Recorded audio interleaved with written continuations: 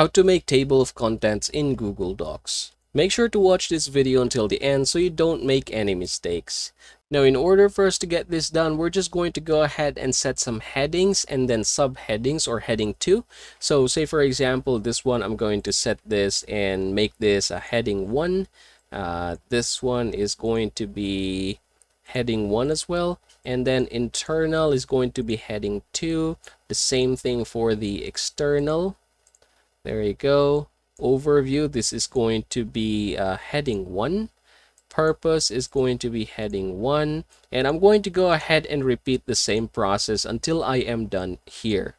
Alright, so I am done right now. I have already set them to heading 1 and heading 2. Now, in order for me to add table of contents, I'm going to hit the insert button, and then right down here you should be able to see table of contents, and then there are 3 table of contents that we can use here. I'm just going to choose link, so I'm going to click this one right here, and you should be able to see the table of contents in here.